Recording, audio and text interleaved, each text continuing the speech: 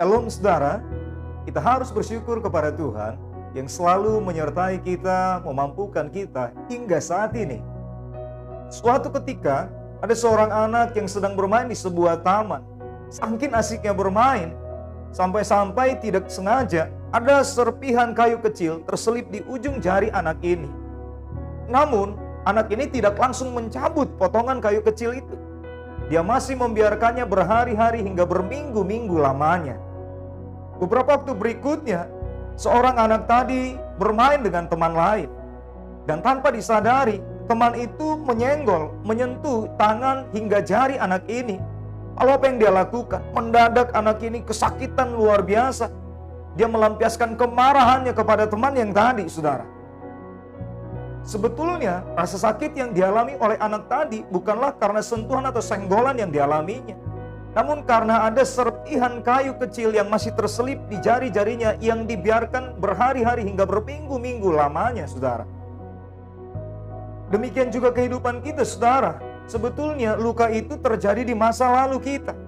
Namun kita pendam, kita simpan tanpa pernah dibereskan.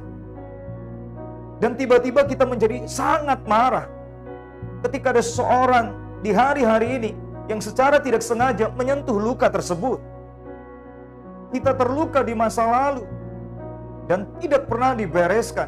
Akhirnya kita begitu membabi buta kepada orang yang ada di sekitar kita saat-saat ini. Saudara, setiap kita bisa saja memiliki luka di masa lalu. Kita mungkin saja pernah terluka karena seorang sahabat.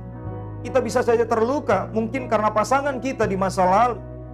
Namun tahukah saudara, ketika kita memendam menyimpan luka di masa lalu, akan menjadikan kita pribadi yang cenderung melukai orang lain saat ini, saudara.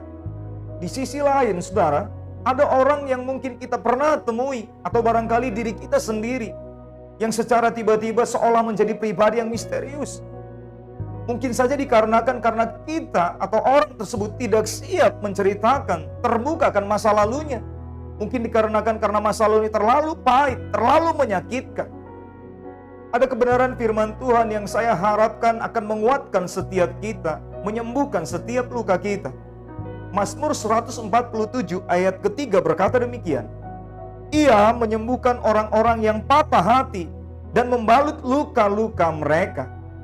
Ini kabar baik yang luar biasa, saudara, bahwa firman Tuhan menyatakan bagi kita, Tuhan akan menyembuhkan setiap luka kita.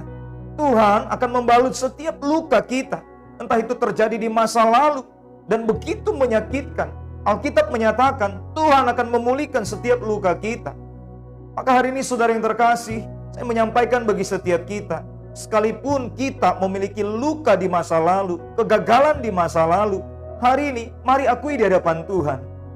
Dia memandang saudara berharga. Mari minta ampun kepada Dia. Dia Allah yang berlimpah kasih setia dan pengampunan. Mari ampuni diri saudara atas kegagalan yang kita perbuat di masa lalu. Dan ampuni orang yang mungkin melukai kita di masa lalu, saudara. Saudara, memang kita tidak bisa mengubah masa lalu. Namun bersama dengan Tuhan, di dalam Tuhan, kita pasti sanggup menata hari esok. Kita bisa menata masa depan kita. Untuk itu saudara yang terkasih, saya mengingatkan setiap kita, mari berdamailah dengan diri kita. Berdamailah dengan masa lalu kita. Karena Tuhan sangat-sangat mengasihi setiap kita. Berjalanlah erat dengan Tuhan. Tuhan Yesus memberkati.